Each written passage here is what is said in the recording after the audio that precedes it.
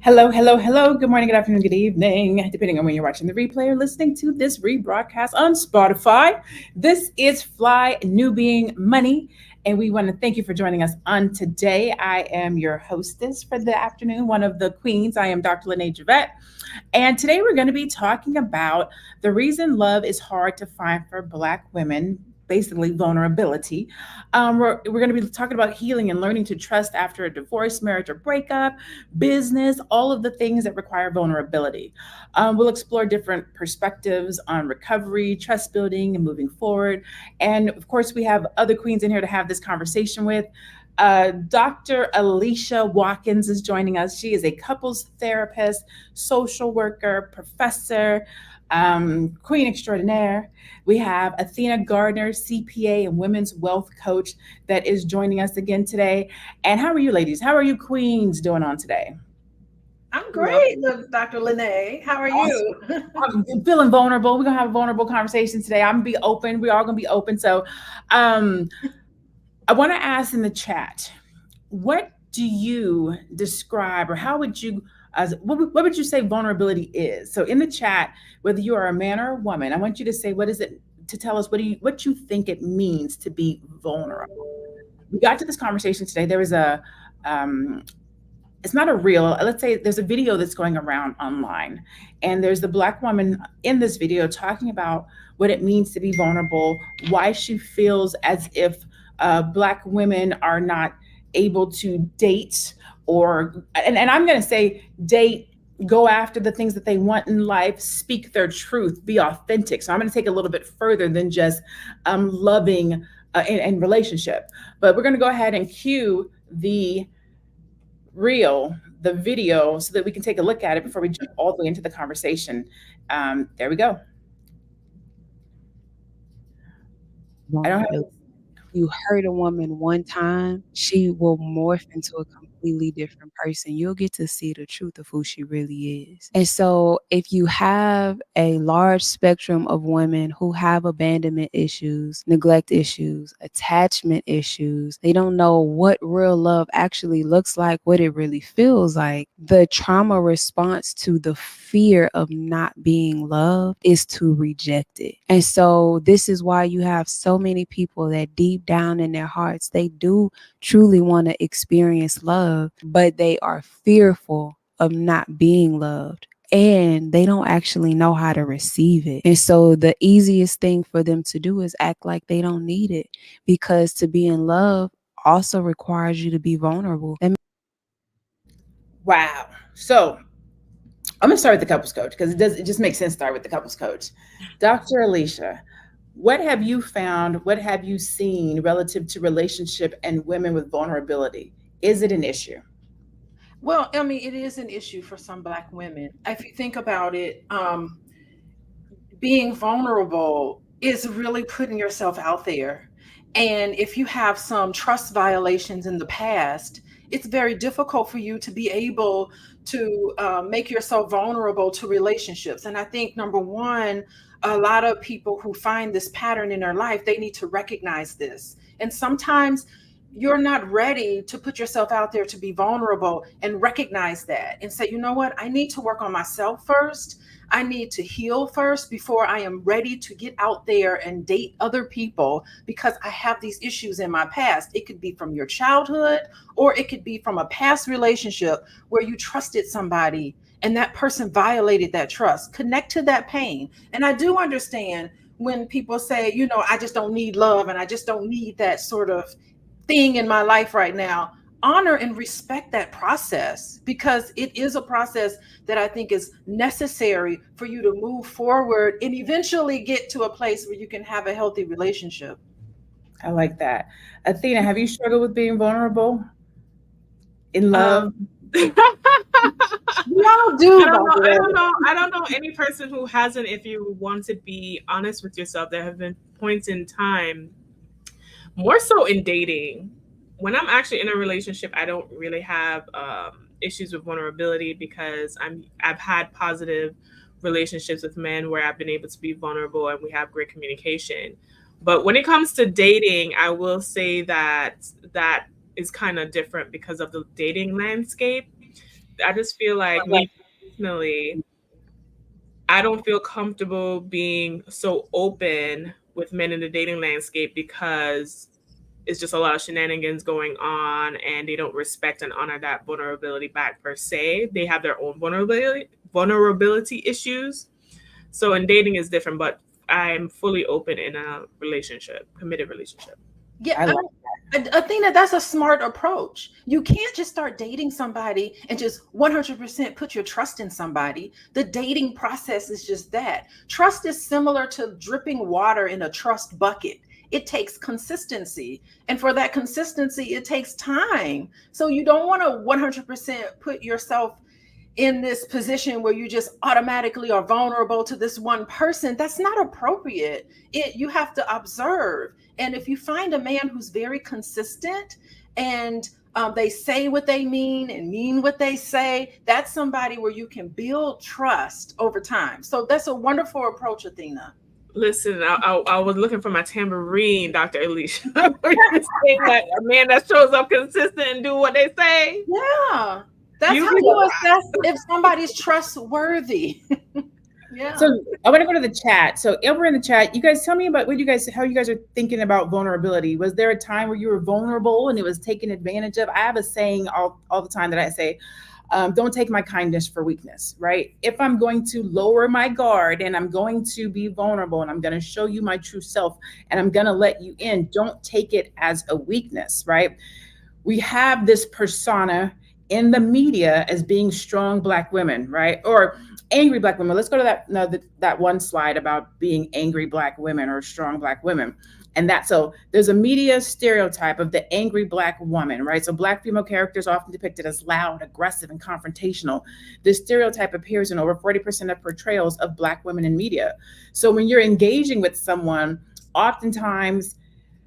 sometimes it can be hard to show your softer side. Sometimes it can be hard to show. We're probably going to get into the whole alpha female situation, right? Because I'm often asked, can an alpha female or really a strong woman also be feminine? And I absolutely think that we can. But there's this trust, security factor that has to happen in order for me to lower my guard, in order for me to be vulnerable and be soft, because I'm depicted as angry and aggressive in the media. So a lot of times when people engage with you, they're coming at you that way. So you have to keep your guard up. You have to know who the person you are dealing with so that you can take your guard down. What do you think about that, Dr. Alicia? I think you kind of talked about that a minute ago, where you said you can't just run around here just letting everybody in.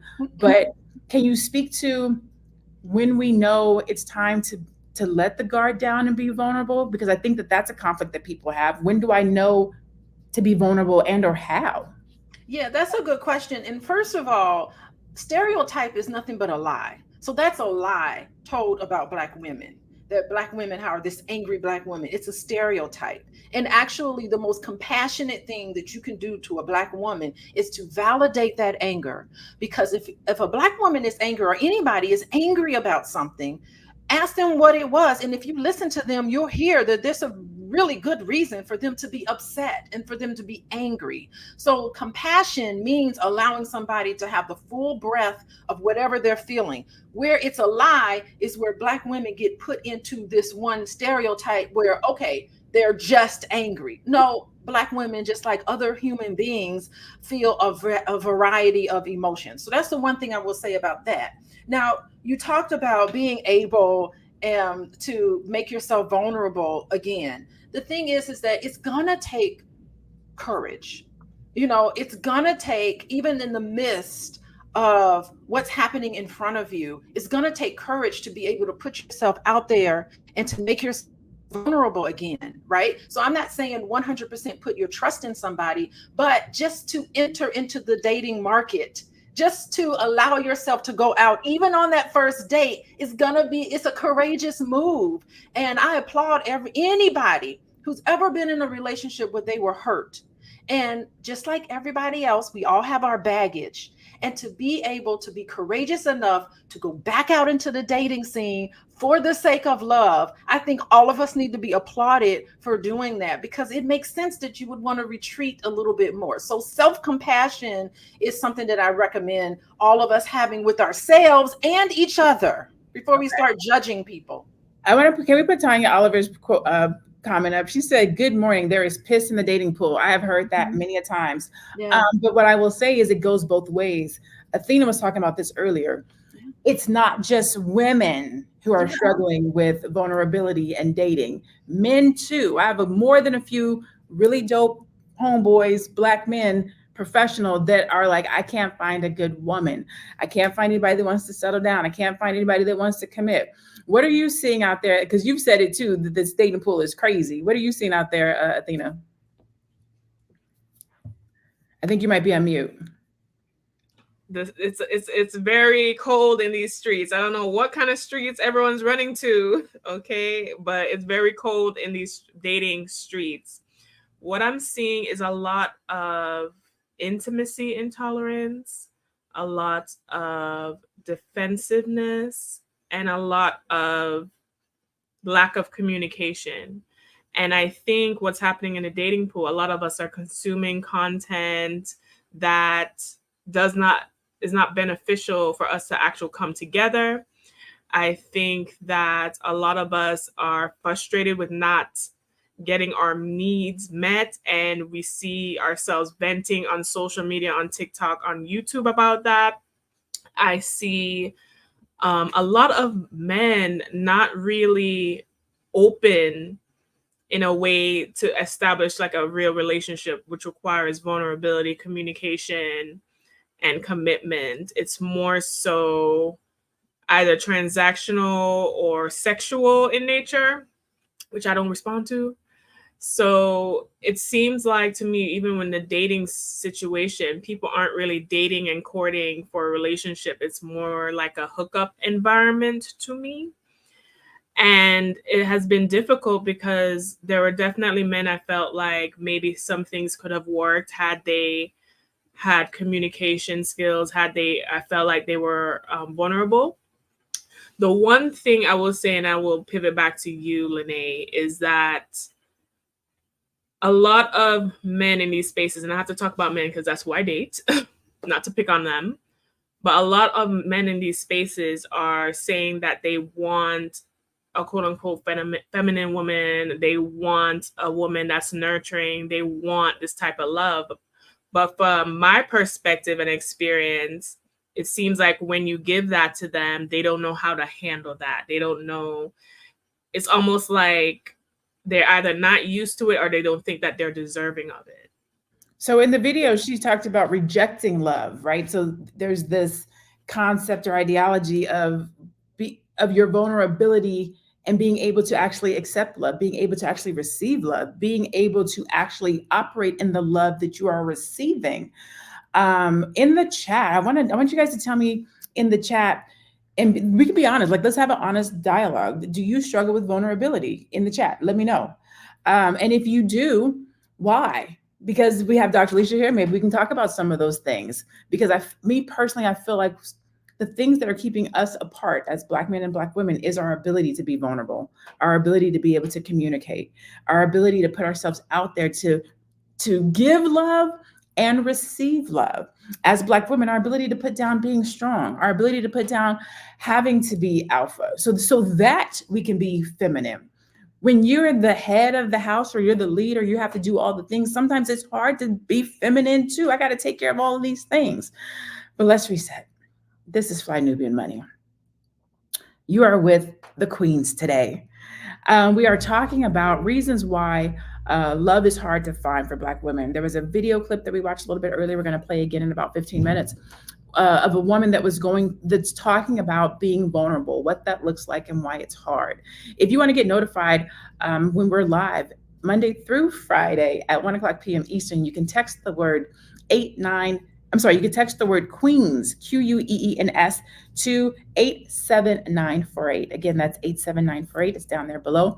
You can also tune in to Spotify Monday through Friday at 1 o'clock to catch the Queens. So if you have Spotify, you can look for Fly Nubian Money and you can find us there as well. So I think you actually brought up a great point. You were talking about the sexual aspect of being vulnerable.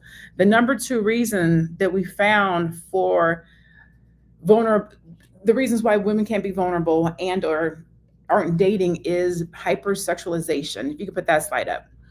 So, Black women are more likely to be portrayed in music videos and other media in a sexualized manner compared to women of other races. Up to 60% of Black female characters are shown in sexualized context, so hypersexualized. So when you think about dating and we talk about there being somebody that fits in the dating pool, there is a lot of overly sexualized content and platforms out there, so that when you are actually trying to date, it's difficult. Like, how can you be vulnerable when somebody sees you as meat? How do you deal with that? What would you say to somebody, Dr. Alicia? You're on mute. Ooh, this mute process. Okay. I love that you bring up stereotypes.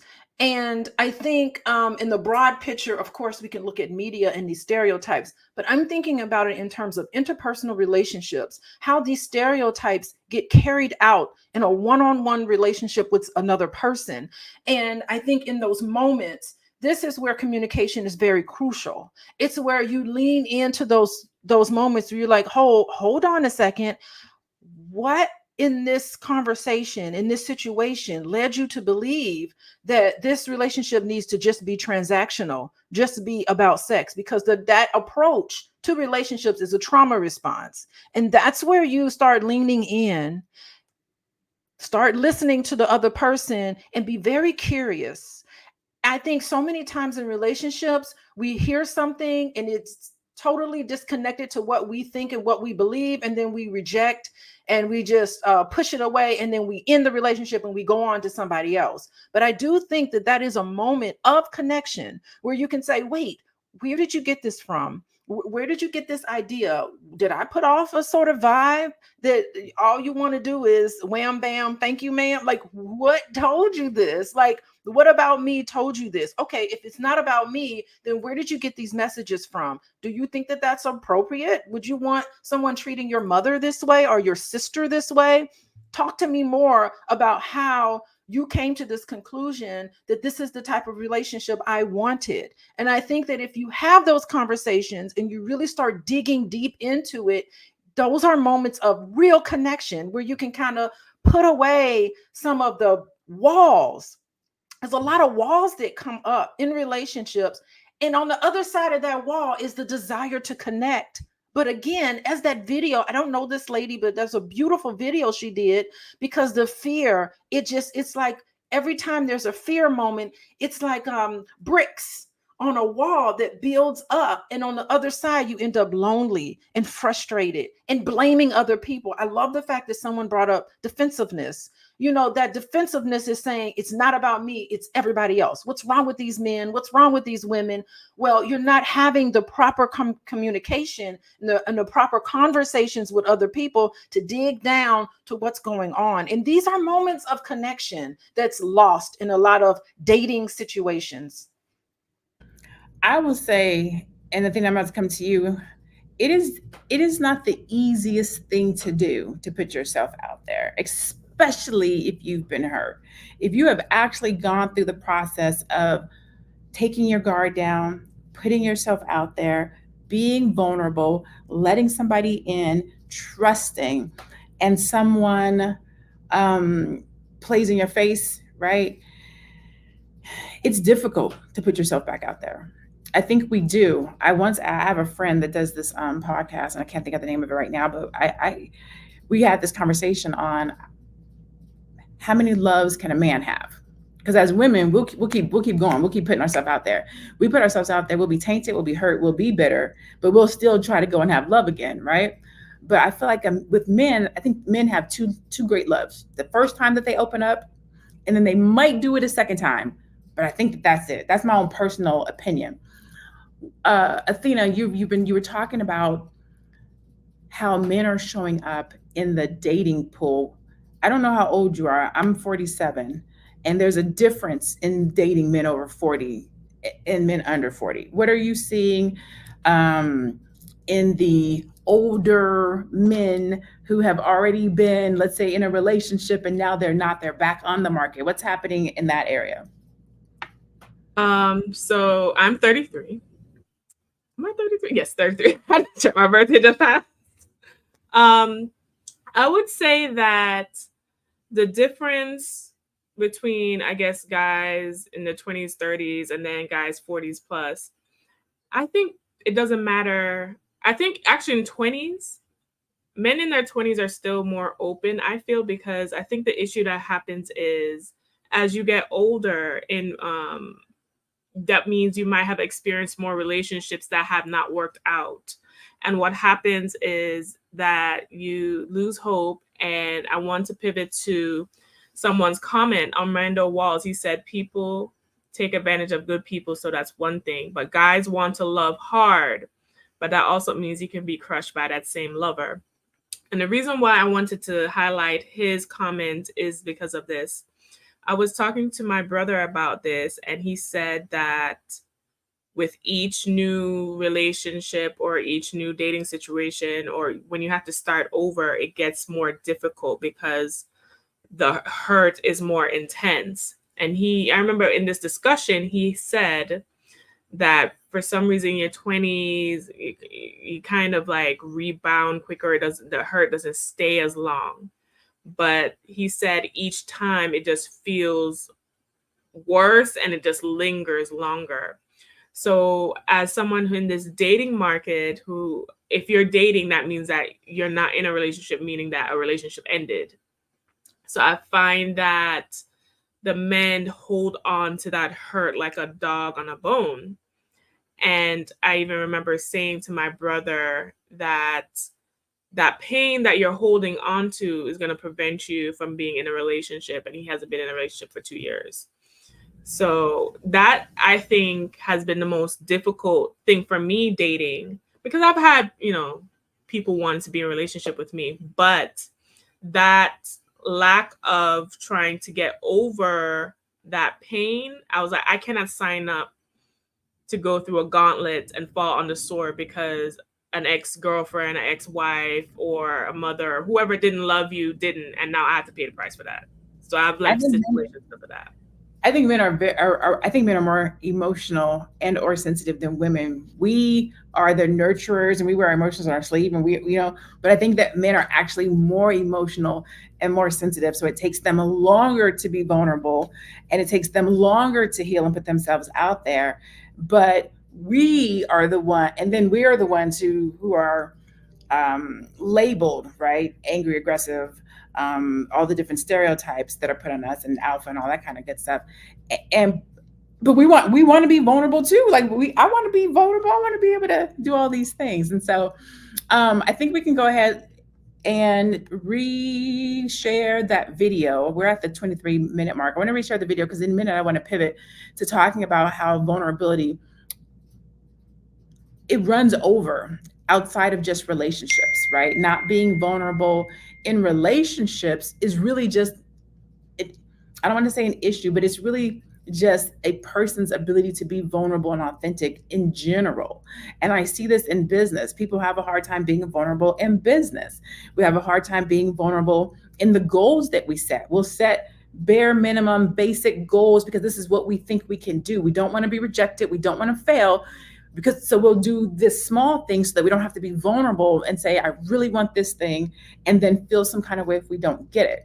So this vulnerability thing, it's not just in love around a relationship. It can be around the love of the things that you want to accomplish in your life. It could be around the love of the things that you want to do, the money that you want to make, the places that you want to go, the career that you want to have. Vulnerability has to do with trusting and being rejected.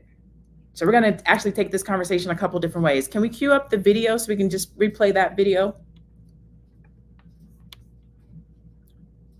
And we have You to there we one go. time, she will morph into a completely different person. You'll get to see the truth of who she really is. And so, if you have a large spectrum of women who have abandonment issues, neglect issues, attachment issues, they don't know what real love actually looks like, what it really feels like. The trauma response to the fear of not being loved is to reject it. And so, this is why you have so many people that deep down in their hearts, they do truly want to experience love, but they are fearful of not being loved. And they don't actually know how to receive it. And so the easiest thing for them to do is act like they don't need it, because to be in love also requires you to be vulnerable. That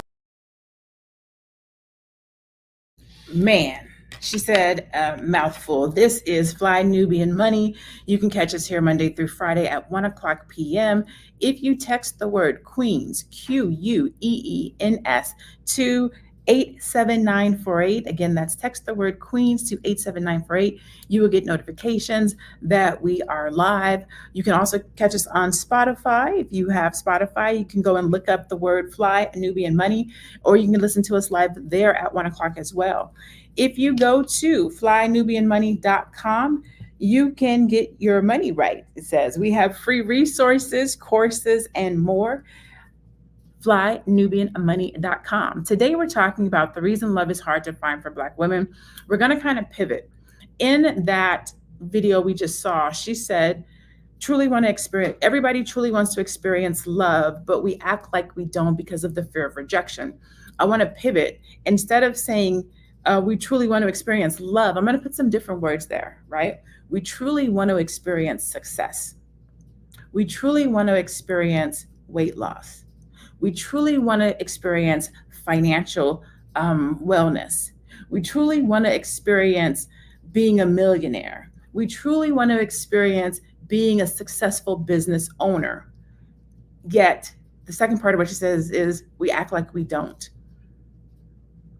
And that's an authenticity situation of being vulnerable to say, what if I can't have it? What if I can't do it? What if I can't get the success that I want? How do we, what is that? What's happening in our mind when that's happening, Dr. Alicia? What can we do? First of all, what is that? And then what can we do? Yeah, and that's a great question, and a great aspect of that video to point out. At the beginning of the video is really the answer, and we didn't hear the very beginning of it, but she said something about how a man approaches a woman can create this morph. They can morph into something feminine, and I think that is beautiful. Because we are co-creating our experiences.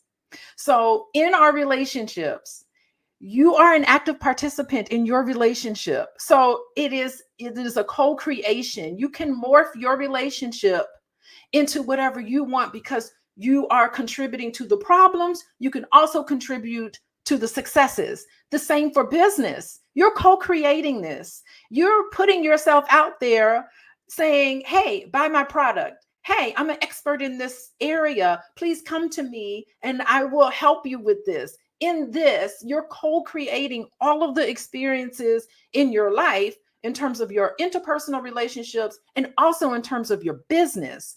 And there's a lot of blind spots, and so it's so important to have checks and balances along the way. Sometimes it's more difficult in interpersonal relationships because it's just you and that other person. You can go to an expert, but there's so many resources out there for you to co-create success in your business. So I love this morph part. I'm not certain where she was going with that, but I'm almost certain there's a co-creation that you need to sometimes deconstruct all of the issues in your life.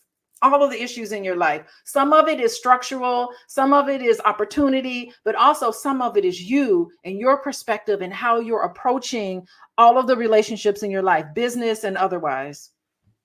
I like that. Athena, when you first started, so I hate to use the word alpha female. So let's just say you seem like a strong, successful Black woman to me. When you started your business, first time starting a business, you've never had a business before, did you struggle with being vulnerable? Did you have to find your footing? Did you show up authentically as yourself?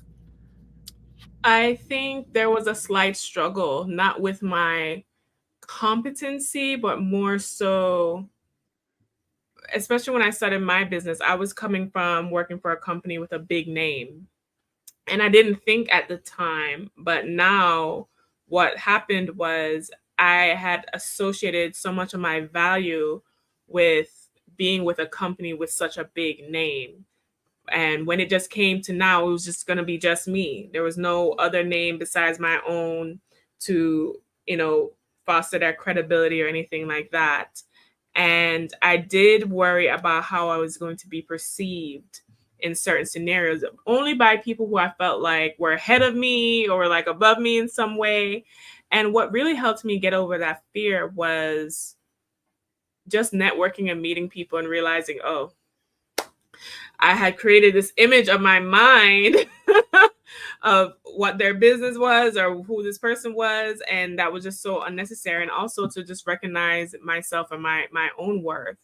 So I think that anytime you transition to anything new, whether it's a business, a relationship, or any kind of aspect in your life that you're reaching for better or you're reaching for more, there's going to always somehow be that discomfort that you feel. And how you respond to that discomfort is going to really reflect and show up in what you're able to ascertain for yourself. Oh So my God. two things. First, I want to say your name is great. Your name is enough. I think we all do that. We look at somebody else's something, their business, their name, their relationship, their success, and then we tie it to us. Like, dang, I don't have that, or I'm not as big as, or I wish I was doing what they were doing, or maybe you guys started out at the same place and you're not at the same place that they are, and so we again that vulnerability to creep in where we feel like we have to protect ourselves, we have to protect our goals, we have to protect our name because this name is bigger. Your name is big too, people just don't know it yet.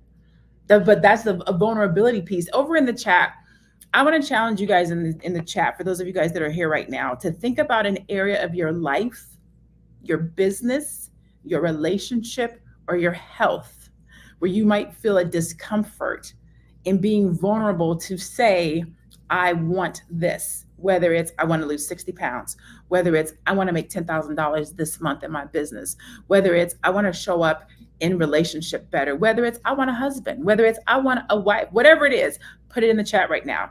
Take a moment to be vulnerable and say, this is something that I want. This is something that I deserve. It might be as simple as my name is great. It might be as simple as I'm more than enough. Be vulnerable in this moment. The first thing that comes to your mind, put it in the chat. Just put it in the chat. Just doing that is an act of being vulnerable. Me saying, I'm always saying I want to be a billionaire. And it sounds crazy to somebody who's like, girl, you know you're not gonna be a billionaire. You know how crazy it is to become a billionaire? Like, it doesn't happen every day. But if you don't say it, if you don't put it out into the air, it's never gonna happen. You have to be vulnerable to say it. Like, you know that people are gonna look at you sideways and be like, that chick is not about to be a billionaire. And that's okay. I can still say it. I can be vulnerable and say, I want to be a billionaire. I can be vulnerable and say, I do want to marry. I can be people are going to talk about you no matter what, good, bad, and different. If your weight is up, if your weight is low, if you're making money, if you're not making money, if you're following your dreams, if you're not following your dreams, if you're in school, if you're not in school, if you get on the podcast and you only have one person that listens to you, if you get on the podcast and you have 10,000 people that listen to you, if your business is doing good, if your business is doing bad. I have found that the more authentic that I am, the more that I show up, the more vulnerable I am, that's when I get the most engagement, the most love, appreciation, the most connection. And yet it's the one thing that we like to keep personal and to ourselves. Dr. Alicia, you were getting ready to say something and I cut you off. I apologize. What were you about to say? No, I mean, oh God, I got a lot of things to say, but I'm loving this last piece that you're saying. And it is what you want to set your intention for. I mean, the most courageous thing you can do is to be an entrepreneur. I understand this process. It is so courageous. And and it's not just the money that you focus on your gifts and your talents. So every day when I wake up, I say, okay, what can I do today to serve my clients? And how can I be the best servant, be of service to my clientele? And I only focus on that. And next thing I know, I look at my checking account. I'm like, whoa, there are people coming to me. I'm booked and busy right now. But I'm not necessarily focusing on a dollar amount, so to speak. I am just focusing on doing the best I can be and doing the best that I can in the work that I feel like I'm born to do. So it is that entrepreneurs are connected to their purpose in life. And if you just focus on that connection of purpose in life, all the rest of it is going to come or it's going to go. And I love that you talk about ups and downs. Understand that ups and downs is normal. So just expect it. Things are going to ebb, things are going to flow. Do not tie your worth and your happiness to whether things go up or down or not, because it's just unrealistic. You have to know how to ride the waves. Just understand when the stock market is down, usually that's the best time to buy. When it's up, that's the best time to just applaud yourself for making a good decision. You did it right. So it's just always keeping that there's nothing ever against you. So, if you have an argument with your partner, don't look at it where this relationship is going to hell in a handbasket. Say, you know what? This is a great opportunity to learn about this person. What is it that I need to learn about you that I haven't quite figured out? Always look for the spin of the positivity in your relationships. I think that'll get you far. Even if you're nervous about making a mistake in your business, you're gonna make a mistake. Always make a mistake, but just go, okay, I ain't gonna do that again. Let me pivot. Let me move this way. Let me adjust. Just look at it as an adjustment and a lesson learned. Be grateful for everything that comes your way. Vulnerability is being afraid, Mm-hmm. being scared, having fear, and doing it anyways, Anyway. saying it anyways, and showing up for yourself anyways. If you say, I want a husband, I want a wife, and then you do the things to go and have a husband or a wife. Some of the things in the chat. What did they say? I want to be enough. Oh, Brandy says, I want to be enough. First of all, you You already are are. enough. You already are enough. You already are enough. And you have to first of all, let me back up. Thank you for being vulnerable and sharing. I want to be enough. Even just saying that out, I literally just got chills on my arms because I believe sometimes speaking it lets you hear somebody else say, I've been where you are, sis. I've been in a place where I felt like I wasn't enough. And then I had to go and do things to not prove to myself that I was enough, but to affirm to myself that I am enough. Right. And so there's a vulnerability in being able to say it and then also being able to pursue it. As a strategist, I deal with people every day who are struggling to vocalize and or put pen to paper what it is that they want to do, and they play small, and I have to pull it out of them like, no, let's get to the real thing. I want to make 500, I want to make $5,000 in my business this month. How much are you making right now? About 3,500, and all you want to do is make 1,500 more?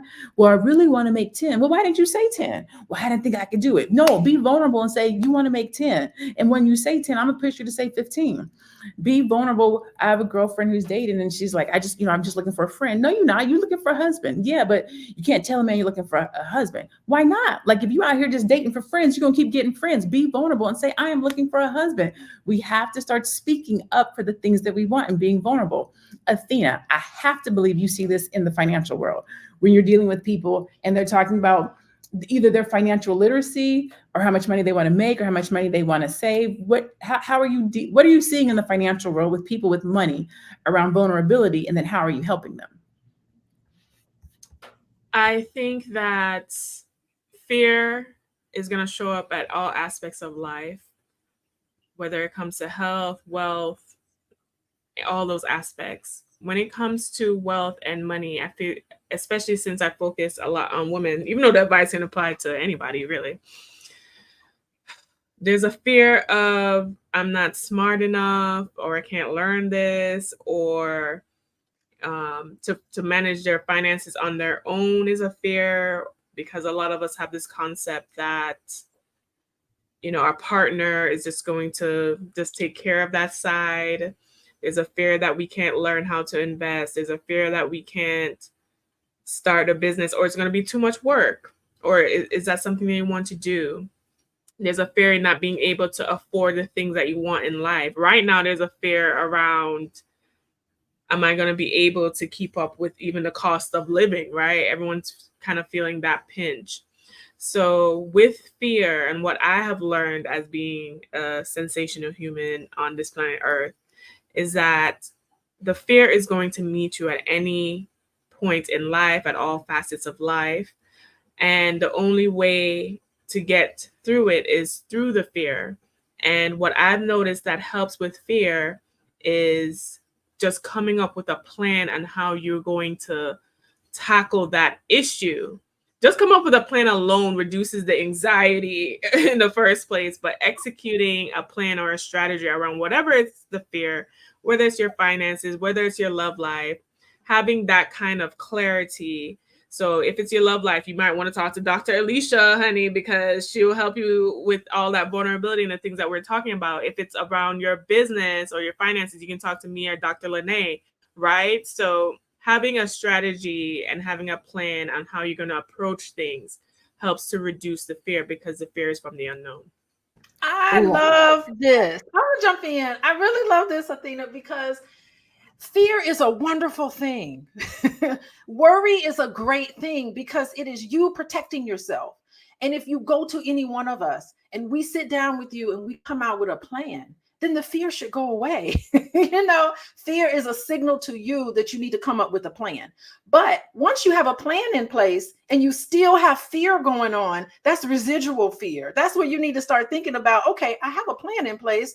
What is this that I'm telling myself? This is where fear becomes, it gets to be too much, and it's overwhelming. So the fear is great. It should bring you to our tables so that we can sit down and plan something out. But that residual fear, that's when you need to start having a conversation with yourself, the self-talk about, okay, it is possible that it could go sour. It is possible. All these things are possible, but I have a plan in place for the contingencies, and it's okay, right? So I love what you're saying, Athena. Having a plan should reduce your fear. Yes, yes, and yes. So let me just say, first of all, thank you and shout out to Dr. Alicia Watkins, who's here. She is a social worker, a couples coach, a professor. Also to Athena, who is a CPA, and she is at wewealthwomen.com. You are tuned in today to Fly Nubian Money. I am your host, Dr. Lene Javette. If you want to keep up with us on a regular basis, again, Monday through Friday, you can catch us on YouTube, and or you can go to Spotify and listen to us Monday through Friday at 1 o'clock p.m. If you want to get notified, go and text the word Queens, Queens, to 87948. Again, that's 87948. That way you can get notified whenever we are live. But if you miss us, always go and check Spotify. You can also go to flynubianmoney.com to get your money right. They have free resources, courses, and more. And you'll be connected to us, right? So I want to pivot back to not being able to afford. That vulnerability, I don't care what nobody say. Everybody's vulnerable here, right? There's a vulnerability that comes with being able to say, I want to take my family on a paid trip to Hawaii.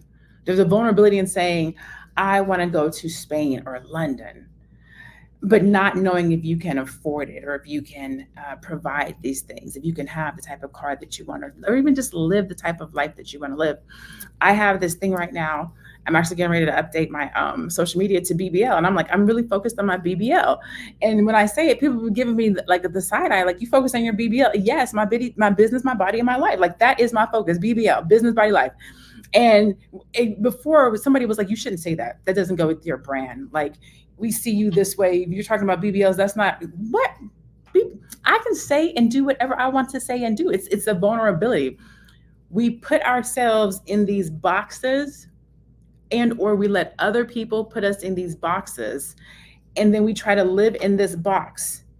And when we try to get out of this box, it takes a type of a vulnerability to get out of the box that either you mentally have put yourself in, or the people around you, or the circumstances with which you live your life have put you in. So to say, I want to travel, I want to be international, I want to have a business, I want to focus on my BBL, whatever the case might be, you are literally pushing the box. You're exploding out of the box, and you're being authentic, and you're being vulnerable, and you're showing up for yourself and your relationship and your health. Athena, what do you do? It doesn't have to be daily, but let's just say in your life, to show up and be authentic and be vulnerable. What does that look like for you? I'm so glad you asked me this question. And I don't know. I was telling someone, I went to a baby shower and there was a bunch of Gen Z there. My friend was a teacher, so some of her students came to her baby shower. And I just love Gen Z. And I was telling them, when I turned 30, I just felt like this weight had lifted off my shoulders and I just stopped caring about stuff. Really. I equate it to like those feisty grandmas who just be saying stuff and like it's like they don't even care anymore. But what I do to show up authentically as myself, I think what helps is the judgment, and to stop judging yourself, because I think we self judge a lot, and we're so hypercritical sometimes and so self-deprecating. So I had to change the messaging and the thought process with my own relationship with myself. And what I committed myself to is that regardless of the environment, the people, or the situation, I'm going to prioritize my thoughts, my beliefs, and my comfort. And whether or not anyone disagrees, as long as I'm moving respectfully, which I think I do a great job of, there's no reason for me to go out of my way to be something else or present a mask that's not necessarily true to me.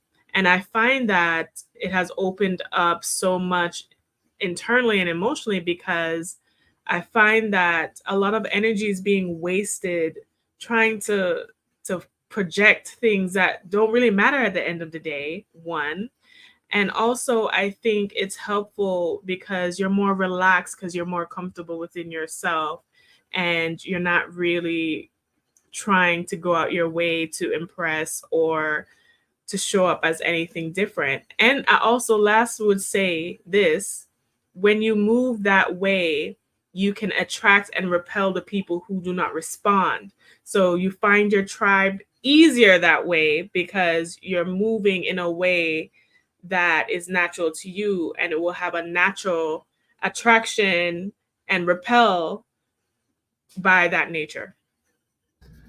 I like that. I think I forget which one of you guys had said this a minute ago, but we were talking about. I wrote this down, what you haven't seen.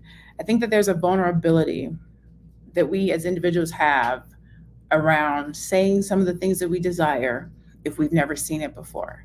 If no one in your family has had it, if no one in your immediate circle has achieved it, if you're saying something or speaking out to go after or do something that nobody else in your immediate surroundings understands, it could be in your career, it could be in the relationship.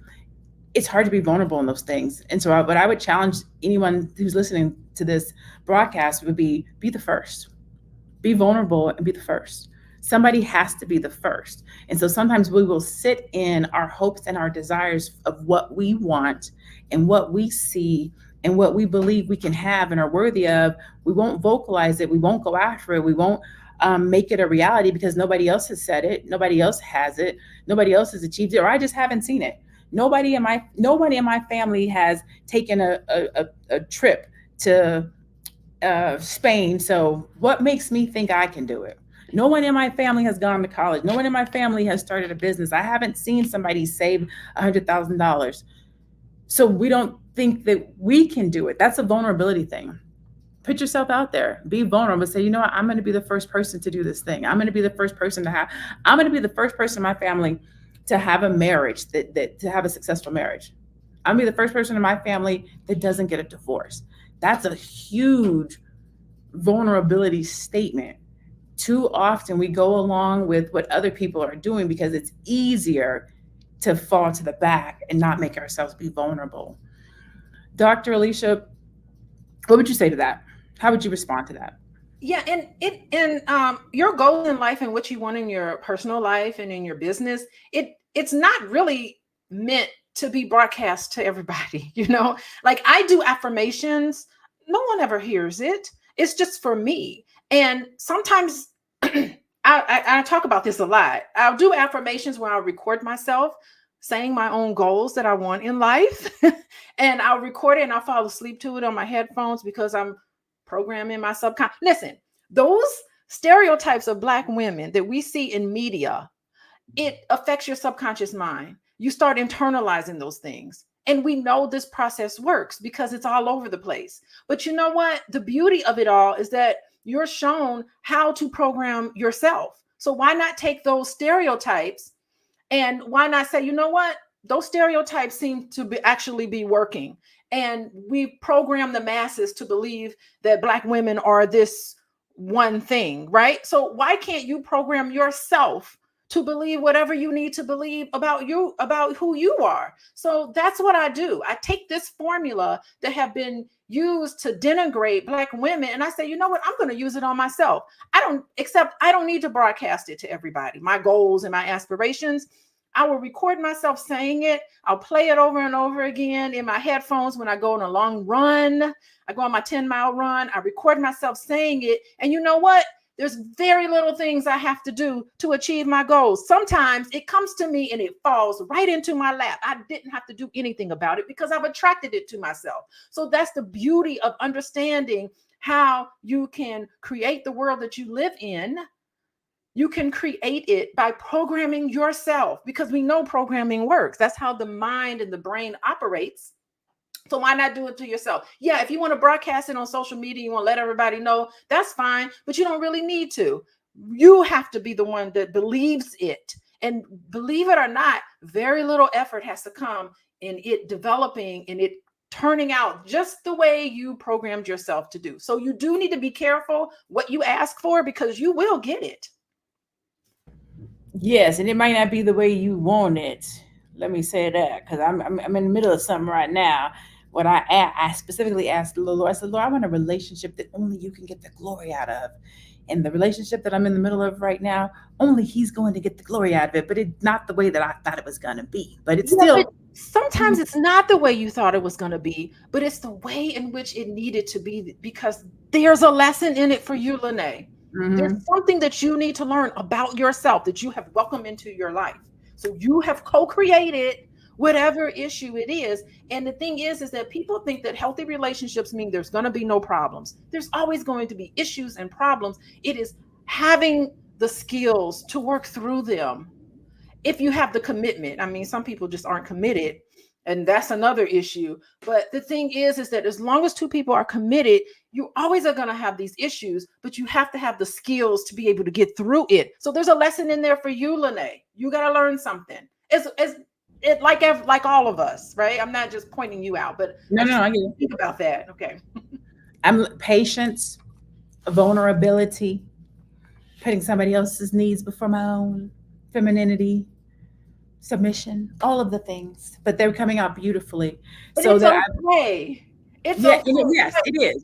With Don't age put and growth somebody and down. wisdom, Yeah, people have baggage. Don't say, "Oh, look at your baggage. You're not worthy of love because you got that bag." Take care of your baggage first and then get into a relationship and all that. Not necessarily. You know, it's normal for all of us to have baggage and we need to have grace for ourselves, and we need to in that moment recognize your baggage and then the other person's baggage. I mean, it's impossible not to have baggage. There's no such thing. I say this all the time. There's no such thing as a perfect relationship. There's no such thing as a perfect childhood. No such thing. But there is a such thing as healthy relationships, and there's a way in which you can work through these issues so that you can be closer together. Amen. We're going to pass the collection plate around. If you would like to tithe, you can text the word Queens, Queens, to 87948. What that will do is it will subscribe you to be notified when we are live. And again, we go live every Monday through Friday at 1 o'clock p.m. Eastern. We have all different kinds of conversations that affect usually Black women because it's Fly Nubian Queens, Fly Nubian Money. But as you can see, we also, we're gonna talk about stuff for the brothers too. It's although Black people are not monolithic, our conversations are so that they can touch both Black men and Black women. So, brothers, we love you. We appreciate you. Please tune in. We want your dialogue too. Help us, help you, help us, help ourselves. Today, I'm joined by Dr. Alicia Watkins. She is a couples coach as well as a professor and a therapist. I'm joined by Athena Gardner. She's a CPA. You can find her at We Wealth Women. I am Dr. Lene Javette. I'm a monetization strategist and business coach. And you can also catch us on Spotify. So I think I might have left that one out, Spotify. If you are looking to get your money right, you can go to flynubianmoney.com where you can get your money right. They have free resources, courses, and more. We have come to the last 5 minutes of our show today. So I want to do just a final roundtable. One, give me your final thought, but then two, make sure that you let people know where they can find you so that they can go and love on you and support you. I'll start with you, Athena. What are your final thoughts for our audience today relative to either business, finances, or relationship? What I want everyone watching this video today to understand is love is simple,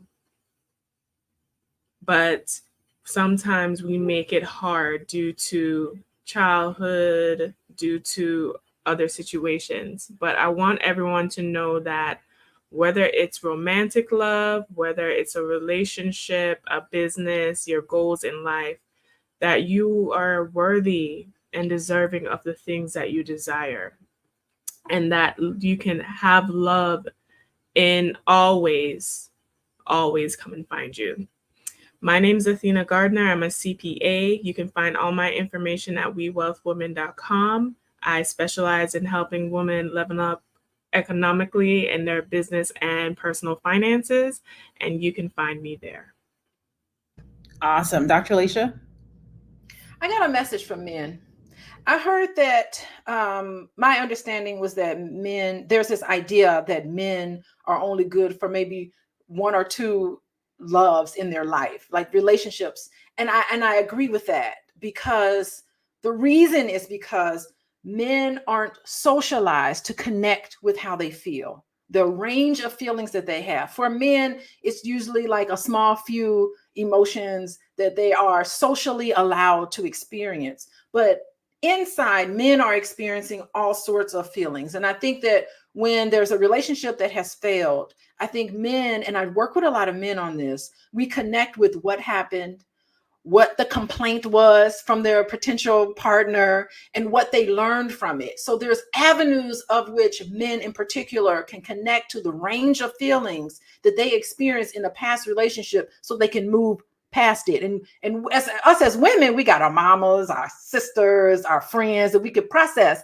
and we're socialized to talk more about our feelings. So I think my challenge to men because of this is to find a place where you can feel comfortable talking about the range of feelings, because you know what? You're limiting yourself from a beautiful relationship that you're too scared to go into. And it could be 5 relationships. You could be married 6 times, 10 times. It's still never too late to find the love that you know you deserve, healthy love that you know you deserve. You're holding yourself back. And that's my challenge to men, is to let some of that go, find a place to present and to dump and to feel all of the feelings connected to that, so you can move past it and find love, because it's out there for you. How you can find me? You can find me on my website, Coaching with Dr. Alicia. I work with individuals and couples. You can also find me on Instagram at Coaching with Dr. Alicia. Thank you, Dr. Alicia. Oh, what an amazing panel. I'm so excited that we had this conversation today. Vulnerability, as I was being vulnerable a minute ago and talking about my own relationship, it is an area that I am preaching about, talking about with a lot of my girlfriends, because in girlfriend time and girlfriend talk, I'm noticing and I'm seeing our lack of vulnerability. And so while I'm going through it, I'm also talking to my girlfriends about going through it. I already was seeing it with my clients, but I'm writing strategies for them and I'm listening to them talk about what they want to do in their business. And I'm like, well, what about this? And I'm like, yeah, but I think that's too much. Well, no, it's not too much. Like, let's shoot for the higher goal. So I see it across the board. I see it with people in their business strategy. I see it in people in the money that they want to go and get. I see it in women with the types of man that they want to date or the type of relationship they want to have. I see it in my girlfriends relative to the types of trips that they want to take.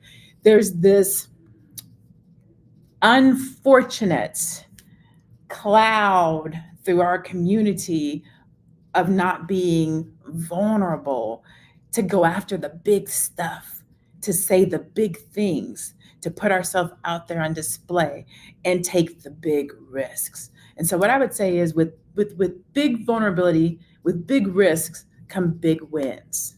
If you really want to see your life next level, if you really want to see your business on the next level, if you really want to see your career on the next level, be vulnerable. Let the chips fall as they may. Live, learn, love, put yourself out there, go after your goals, go get your husband, go get your wife, have some children, start your business. Don't let fear hold you back. Don't let failure hold you back. Don't let rejection hold you back. Not knowing, not having the resources, not having the tools, go and get them, seek them, find them. It has taken me many of years to get to a place where I feel vulnerable enough to be vulnerable. That is our time today. I am Dr. Lene Javette. I am a monetization strategist, a business coach, and I help Black entrepreneurs to triple their revenue by being vulnerable and pushing you to go after the big dollars, the big wins. This is Fly Nubian Money. You can catch us here every Monday through Friday at 1 o'clock p.m. You can also go to the website, flynubianmoney.com, for free resources, courses, and more. You can text the word Queens, Queens, to 87948. And you can also catch us on Spotify. Thank you so much for tuning in. Thank you, Dr. Alicia. Thank you, Athena. Thank you to our chat for tuning in and hanging out with us every Monday through Friday. Like I say every time I'm on here, go out, stay Black, be blessed, and be one. We'll catch you guys tomorrow. Bye-bye.